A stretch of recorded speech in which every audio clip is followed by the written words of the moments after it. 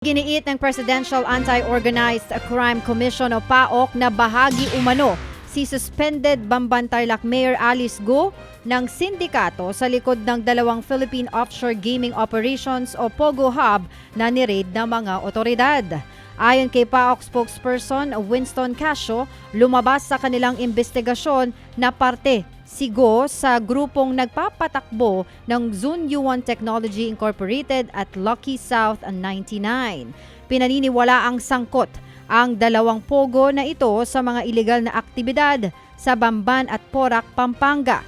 Hindi idinetalya ng PAOC ang mismong papel ni Mayor Go sa umano'y kriminal na organisasyon. Nagpaalala naman ang PNP sa mga tauhan nito na maging maingat sa pagtanggap ng mga donasyon. Kasunod po yan ng mga ulat na nag-donate umano si Go ng mga kasangkapan sa Bamban Police Station bago pa man siya maging mayor. Hindi na raw ikinagulat ng liderato ng Senado ang pagbibitiw ni Vice President Sara Duterte sa gabinete ng Administrasyong Marcos. Ayon kay Senate President Cheese Escudero, hindi na maiiwasan ang pagre-resign ng bise simula ng atakihin ang kanyang ama na si dating Pangulong Rodrigo Duterte, si Pangulong Bongbong Marcos at First Family. Naniniwala naman ang isa sa mga malalapit sa pamilya Duterte na si Senator Bato de la Rosa na pinag-isipang mabuti ni VP Sara ang kanyang desisyon.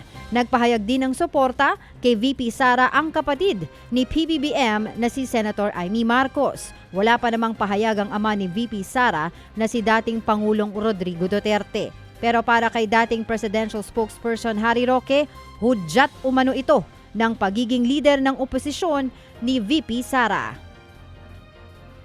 Samantala, iginiit naman ng isang eksperto na hindi dapat palampasin ng ating pamahalaan ang pinakabagong insidente ng panghaharas ng China sa ating mga sundalo.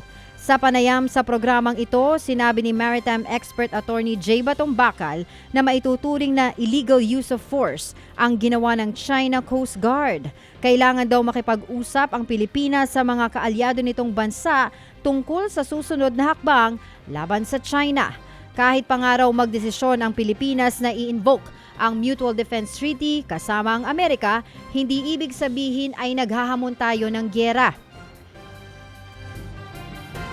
Escalation talaga to, no? This is a major incident talaga. At hindi dapat din ito palampasin, dapat nga meron ding sagot ang gobyerno, no? Although hindi kailangan na kumbaga one-on-one na symmetrical.